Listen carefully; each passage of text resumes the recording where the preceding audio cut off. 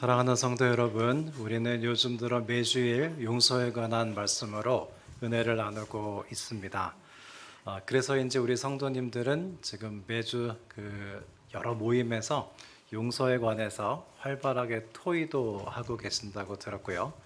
또 어떤 성도님들은 관계가 깨진 지 오래된 지인들에게 전화를 해서 화해를 요청하기도 하고, 또 이제껏 용서하지 못했던 분들을 용서하기도 했다는 그런 아주 반가운 소식들을 들었는데요.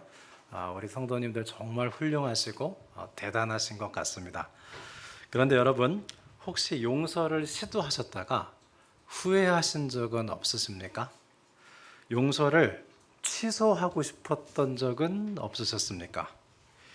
2015년 1월 10일 청주에서 이른바 크림빵 뺑소니 사건이 있었습니다.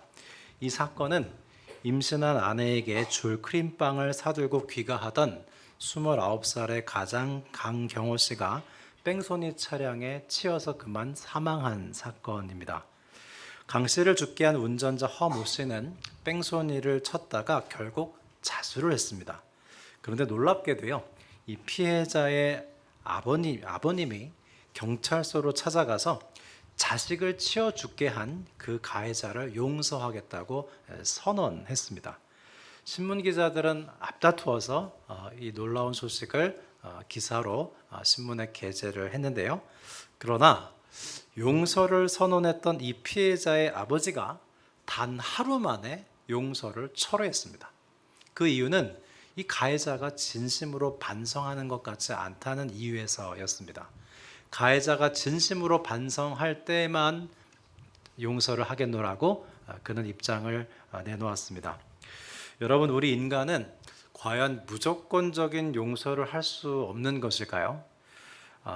우리는 상대방이 뉘우친다는 전제 하에서 조건적으로만 용서를 할 수 있는 것일까요? 프랑스의 철학자 자크 데리다는 말했습니다. 용서란 오직 용서할 수 없는 것을 용서하는 것이다. 만일 용서할 만한 것을 용서하겠다고 한다면 그것은 용서가 아니다 그랬습니다.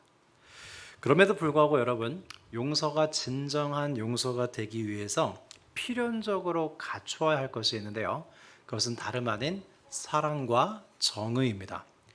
여러분, 지금 이 순간 머릿속으로 십자가를 한번 떠올려 보시겠습니까? 여러분은 십자가를 보실 때 무엇을 보십니까? 우리의 죄를 대속하시기 위해서 아들 예수 그리스도를 주신 하나님의 사랑을 보십니까? 그런데 여러분, 십자가에는요, 하나님의 사랑만 있지 않습니다. 십자가에는 하나님의 공의도 있습니다. 한번 생각해 보십시오. 하나님께서 가장 사랑하시는 존재는 우리 인간들입니다. 그리고 하나님께서 가장 미워하시는 것은 죄악입니다. 그런데 하나님께서 가장 사랑하시는 인간들이 하나님께서 가장 미워하시는 죄를 지었단 말입니다. 하나님이 어떻게 하셔야 할까요? 너무나 인간들을 사랑하신 나머지 그냥 죄악을 눈감아 주셔야 했을까요? 그것은 하나님의 공의에 위배됩니다. 반대로 하나님께서 죄악을 너무 미워하시기 때문에 죄를 지은 인간들을 진멸하셔야 했을까요? 그것은 하나님의 사랑의 속성에 또한 위배되는 것이죠. 그래서 하나님께서 취하신 방법이 십자가입니다. 공의로운 하나님께서는 예수 그리스도로 하여금 우리의 모든 죄를 지고 죽게 하셨습니다. 거기서 하나님의 공의는 바로 섰죠. 그리고 예수 그리스도께서 우리의 죄를 대속하심으로 우리는 하나님의 사랑을 입어 구원을 입었습니다. 여러분, 그게 바로 십자가입니다. 따라서 우리는 십자가를 바라볼 때 하나님의 사랑만 보아서는 안 되고요, 하나님의 공의도 볼 수 있어야 하는 것이죠. 오늘 누가복음 본문에 등장하는 십자가에 달린 강도 역시 하나님의 공의와 사랑 앞에 서 있음을 봅니다. 그는 먼저 하나님의 공의 앞에 동료의 죄를 꾸짖고 있습니다. 40절에 내가 동일한 정죄를 받고도 하나님을 두려워하지 아니하느냐 그랬고요. 동시에 하나님의 사랑 앞에 은혜를 구하죠. 42절에 이르되 예수여 당신의 나라가 임하실 때에 나를 기억하소서. 여러분, 우리도 하나님의 십자가 앞에 바로 선다면 이 하나님의 공의와 사랑을 만나게 됩니다. 이처럼 십자가에 하나님의 용서하심에는 사랑과 공의가 함께 있기 때문에 모든 진정한 용서에는요, 사랑의 속성과 정의의 속성이 반드시 수반되게 돼 있어요. 하나님의 용서를 가장 닮은 용서는 꼭 사랑과 정의가 있습니다. 그러면 사랑과 정의는 진정한 용서에서 어떻게 그 모습을 드러낼까요? 미국에서 실제로 있었던 일인데요. 이 사건은 너무나 유명한 사건이어서 연극으로도 만들어져서 여러 곳에서 오랫동안 상영되기도 했습니다. 어느 경건한 집사님 부부가 있었는데요. 그런데 사모님이 그만 실수로 잠시 다른 남자를 만나서 외도를 하고 말았습니다. 그러나 이 사모님은 곧 자신의 잘못을 깨닫고 그 남자와의 관계를 청산하고 정상적인 부부의 관계로 돌아왔습니다. 그럼에도 불구하고 이 사모님은 오랫동안 죄책감에 시달렸어요. 그래서 무려 10년간 교회에서 더 열심히 봉사하고 여러 가지 일에 헌신했습니다. 자신의 죄를 속죄하는 마음으로 많은 봉사를 했습니다. 그러나 그럴수록 죄책감은 더 심해지기만 했습니다. 오랜 시간을 고뇌한 끝에 급기야는 남편에게 이 사실을 이야기하고 용서를 구하기로 했습니다. 사모님은 어렵게 자신이 10년 전에 다른 남자를 만났었다는 이야기를 털어놓고 울면서 남편에게 용서를 빌었습니다. 그런데 여러분, 놀랍게도요, 남편 되는 집사님은 잠시 이야기를 듣더니 선뜻 알겠노라고, 괜찮다고, 별 어려움 없이 용서해 주겠다고 말하는 것이었습니다. 그러자 이 사모님은 그 자리에서 분통을 터뜨리면서 말했습니다. 당신의 용서는 너무나 가벼워서 구역질이 납니다. 당신의 용서는 너무나 가벼워서 구역질이 납니다. 대단히 유명한 대사예요. 아니, 당신이 사랑하는 아내가 바람을 피웠다는데 그것에 대해서 놀라고 충격받고 울분을 터뜨리고 고통스러워하면서 당장 내 앞에서 꺼지라고, 다시는 보지 않겠다고 하면서 적어도 며칠간은 얼굴을 보지 않고 식음을 전폐하다가 겨우겨우 힘겹게 용서한다고 해야 되는 것 아닌가? 나는 무려 10년간을 죄책감에 시달리면서 고통스러워했는데 당신의 용서는 너무나 가벼워서 구역질이 난다고 울부짖었습니다.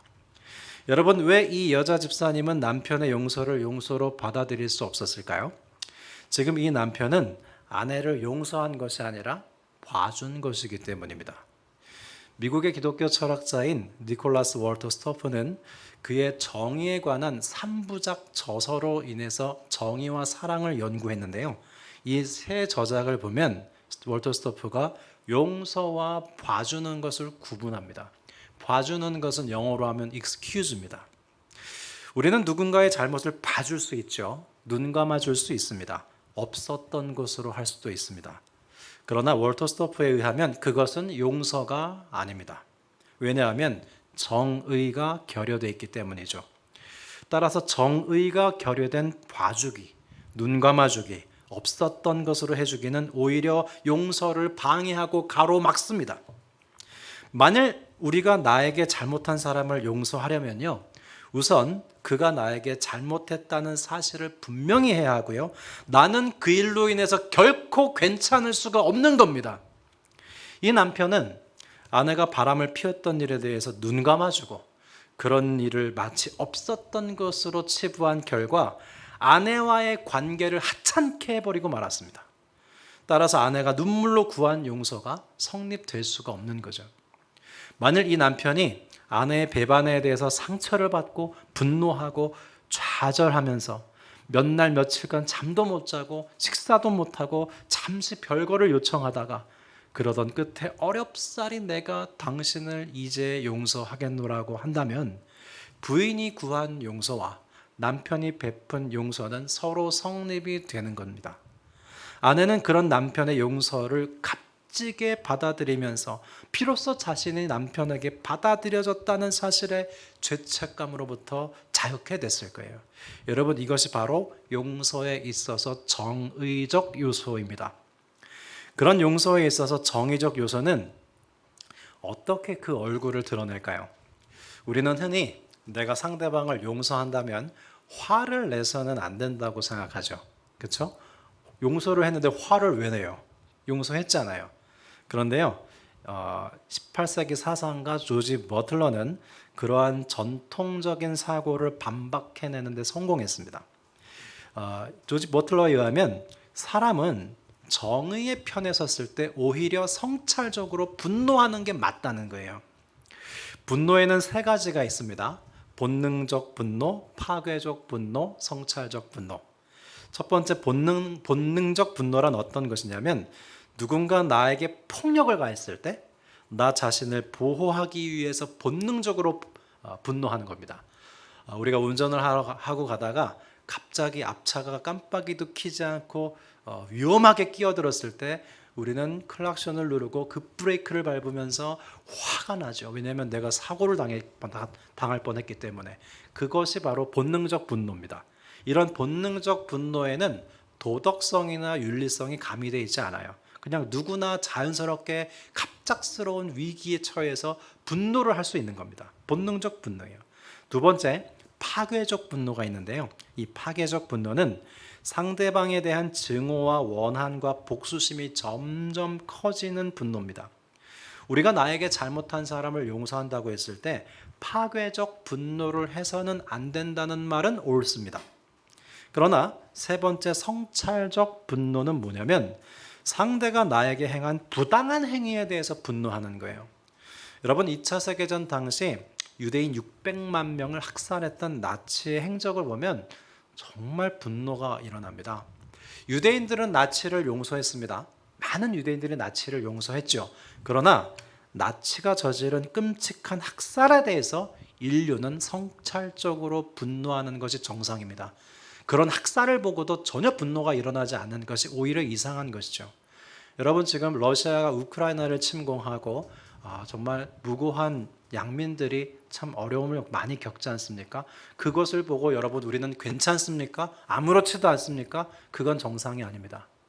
우리는 전장의 참상을 보고 성찰적으로 분노하면서 이런 일이 다시는 일어나지 않아야 한다고 성찰적 분노를 하는 것이 정상입니다. 성찰적 분노란 나에게 잘못을 행한 사람이 아니라 그가 행한 악한 행실에 대해서 분노하는 것을 말합니다. 그래서 여러분 요셉이 형들을 용서할 때 뭐라고 했습니까? 창세기 50장 20절에 당신들은 나를 해하려 하였으나 하나님은 그것을 선으로 바꾸사 오늘과 같이 만민의 생명을 구원하게 하시려 하셨나니 그랬죠.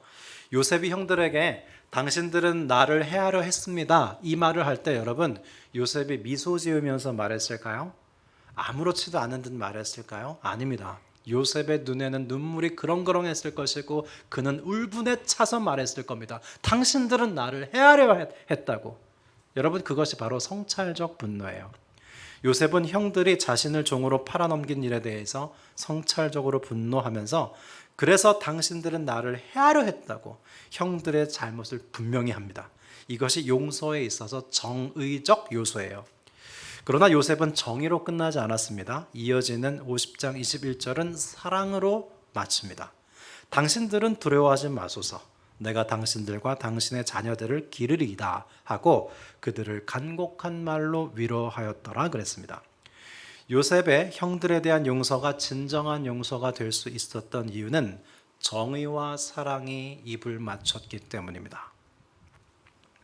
미국 뉴욕의 공항 중에 라과디아 공항이라고 있는데요. 법률가이자 뉴욕 시장이었던 피오렐로 라과디아 시장의 삶이 참으로 고결하고 아름다웠기 때문에 그의 이름을 지어서 공항 이름을 지은 것입니다. 그가 뉴욕시의 직결재판부 판사 재직 당시 실제로 있었던 일인데요. 어느 할머니 한 분이 굶고 있는 손주들을 위해서 빵을 훔치다가 체포됐습니다. 라과디아 판사는 직결재판에서 이 할머니에게 벌금 10불을 선고했습니다. 그런 다음 그는 곧 자신의 지갑을 열어서 10불을 내면서 방청객들에게 이렇게 말했습니다. 이 할머니의 벌금은 제가 내겠습니다. 이렇게 어려운 분들이 뉴욕시를 헤매고 다니는데 나는 그동안 좋은 음식을 계속 먹어왔습니다. 그 죄로 제가 10불을 내겠습니다. 그리고 그는 이 할머니가 범죄에 내몰리게 된 것은 우리 모두가 가난한 사람들에게 마땅한 관심을 쏟지 못한 일이라면서 그 법정에 있던 검사, 변호사, 방청객 모두에게 50센트 벌금을 선고하고 그렇게 모은 금액을 할머님께 드렸습니다. 이 재판은 대단히 유명한 재판으로 기록되어 있습니다. 할머니는 자신의 잘못을 뉘우침은 물론 그 자리에 모든 분들에게 진심으로 감사했고요. 여러분, 이 할머니는 굶주리고 있는 손주들을 위해서 빵을 훔치는 절도죄를 지었죠. 그런데 라과디아 판사는 할머니의 죄를 눈감아 주지 않았습니다. 그는 정의에 입각해서 벌금 10불을 선고했습니다. 그러다 그는 곧 자신이 10불을 대신 내주면서 사랑으로 마무리했습니다. 여러분, 이처럼 참된 제사함의 은총에는 절대 정의가 결여되어 있지 않습니다. 반드시 정의가 실행됩니다. 그러나 정의로 끝나지만도 않습니다. 사랑으로 완성됩니다. 이것이 바로 진정한 용서입니다. 만일 할머니에게 벌금형이 처해지는 정의를 행하는 것으로 재판이 끝났다면 어떻게 됐을까요? 할머님은 잘못을 뉘우치기는 했겠지만 그러나 손주들은 계속 굶주리고 할머니는 살아갈 소망을 얻지 못했을 겁니다. 그 또한 정의가 아니죠. 또한 이 할머니에게 벌금형을 내리지 않고 그저 사랑으로 기부금만 드렸다면 어떻게 됐을까요?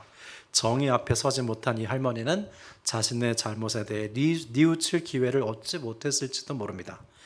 내 손주들이 배고파서 빵을 훔친 건데 역시 이건 잘못도 아닌 거구나. 이렇게 자신의 범죄를 대수롭지 않게 여기고 또다시 범죄를 저질렀을지도 모르죠.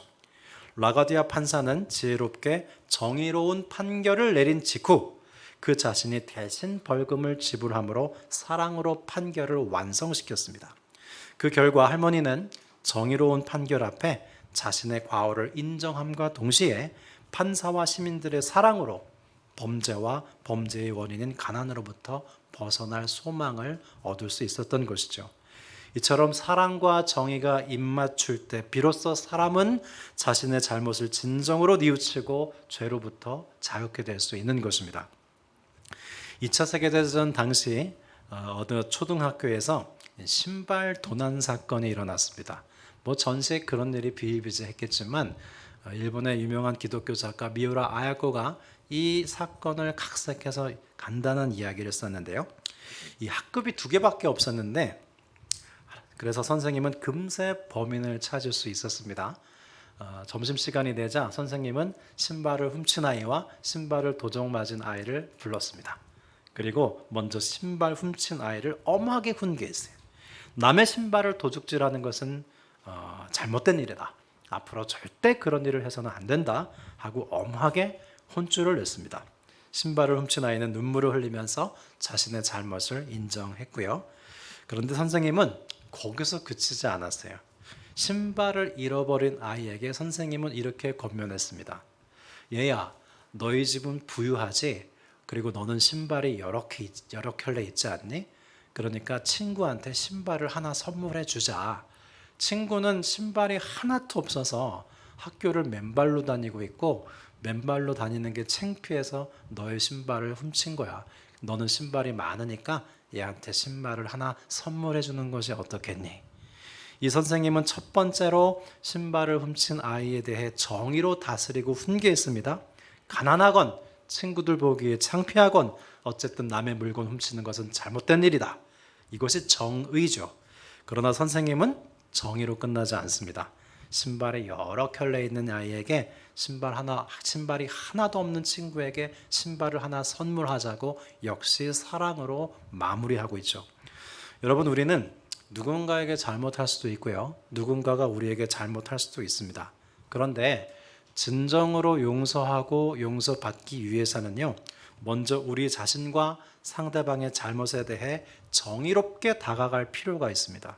내가 상대방에게 무엇을 잘못했는지, 상대는 나에게 어떤 잘못을 했는지 이것을 먼저 분명히 하고 그것에 대해서 성찰적으로 분노하면서 뉘우치거나 아파하거나 정의의 터널을 먼저 지날 수 있어야 돼요.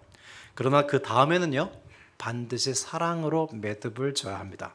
그때 비로소 우리는 복수의 순환고리를 벗어나서 선으로 악을 이기게 되는 것입니다. 요한복음 8장에 보면 간음한 여인이 등장하는데요. 그때 예수님께서 여인을 어떻게 용서하셨습니까? 요한복음 8장 11절입니다. 나도 너를 정죄하지 아니하노니 가서 다시는 죄를 범하지 말라 그랬어요. 나도 너를 정죄하지 않는다. 이건 용서의 사랑의 측면이죠. 그런데 예수님은 사랑으로 끝나지 않았습니다. 가서 다시는 죄를 범하지 말라. 정의를 잊지 않으십니다. 여러분, 진정한 사죄의 은총이란 다쳤는데 안 다쳤다고 괜찮다고 말해주는 게 아닙니다. 진정한 용서는 치료할 상처가 있음을 알려주는 정의와 상처를 치료해주고 다시 다치지 않도록 하는 사랑으로 가능한 것입니다. 진정한 용서는 더러워진 부분을 보여주는 정의와 깨끗하게 해주고 다시 더러워지지 않도록 해주는 사랑, 이 두 가지로 가능한 것입니다. 예수님도 정의와 사랑으로 용서의 은총을 베푸시는 것을 볼 수 있습니다. 그러면 여러분, 사람은 정의와 사랑 앞에 어떻게 반응하게 될까요? 우리는 뭔가 실수하고 잘못했을 때 정의의 판결 앞에서는 죄송한 마음을 품게 되죠.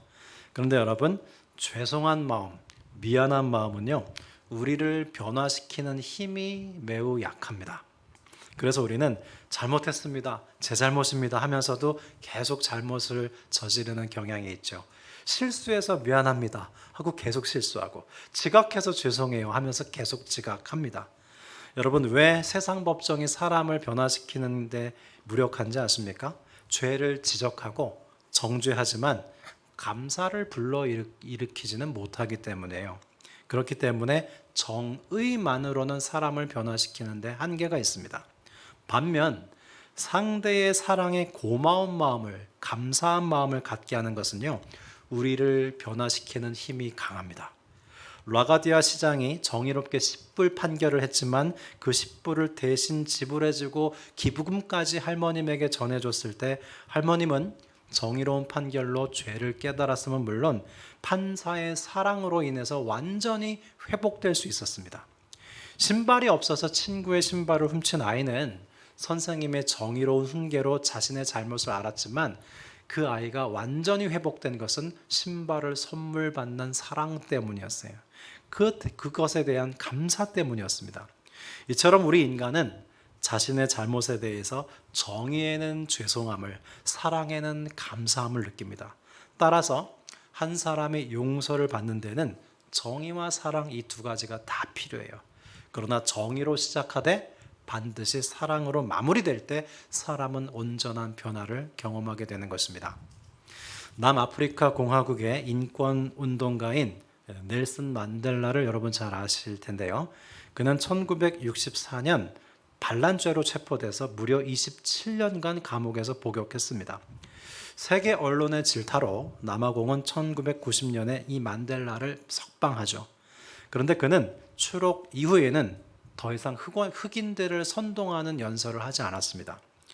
1993년 노벨 평화상을 수상한 그는 그 이듬해 남아공 최초의 흑인 대통령으로 선출되는데요.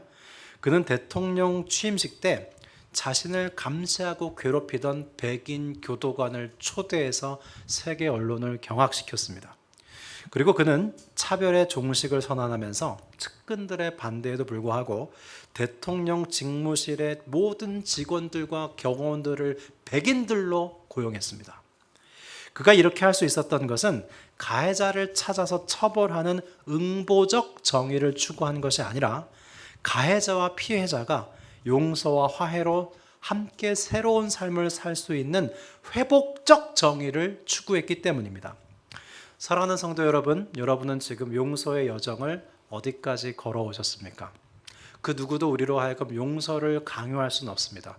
저도 설교 말씀을 통해서 여러분에게 용서를 강요할 생각이 추호도 없습니다. 할 수 있는 만큼 용서하시고요, 되는 만큼 해보십시오. 그리고 상대를 위해서가 아니라 나 자신을 위해서 하는 겁니다. 혹시 여러분, 나한테 잘못한 사람을 용서하기는 했지만 그 용서를 취소하고 싶은 마음이 있으십니까? 왜 그럴까요? 나의 용서에 사랑과 정의 중 어떤 것 하나가 아니면 둘 다 결여되어 있지는 않은지 한번 살펴보시기 바랍니다. 가해자가 저지른 잘못에 대해서 성찰적 분노를 하면서 정의로 다가갈 때 주의해야 할 점은 여러분, 우리는 응보적 정의를 추구해서는 안 돼요. 오늘 설교 말씀을 다 듣고 나서 내가 용서한 사람한테 전화해서 내가 정의를 빠뜨렸는데 말이지, 나한테 당신 이거 잘못한 건 분명히 합시다. 그래서 그런 마음을 품으면 여러분, 우리가 응보적 정의감을 갖게 돼요. 보복하고 된다고요. 근데 우리가 추구하는 것은 응보적 정의가 아닙니다. 당신도 나도 새로운 삶을 살아야 되지 않겠습니까? 회복적 정의를 추구해야 된다는 것을 기억하십시오. 성도 여러분, 우리 자신도 하나님의 십자가 사랑, 그 사랑과 정의로 용서받은 사람들 아닙니까? 우리가 사랑과 정의로 용서하려고 할 때 사랑과 정의의 하나님께서 우리의 영적 여정에 동행하시고 우리의 용서를 도와주실 것입니다. 기도드리겠습니다. 사랑의 하나님, 공의의 하나님, 우리는 사랑하노라면 정의롭지 못하고 정의롭다고 하면서 사랑을 잃어버리곤 합니다. 십자가에 서려 있는 하나님의 공의와 사랑처럼 우리에게 잘못한 사람들의 잘못된 행실에 대해서는 정의로 대하게 하시고 우리에게 잘못한 사람들에게는 사랑으로 다가서게 하여 주옵소서. 그리하여 사랑과 정의로 온전한 용서와 화해를 이루며 하나님께서 주신 구원을 온전히 누리는 매일의 삶 가운데 하나님 나라를 살아가는 우리가 되게 도와주옵소서. 하나님의 공의와 사랑이신 주 예수 그리스도의 이름으로 감사하며 기도드립니다. 아멘.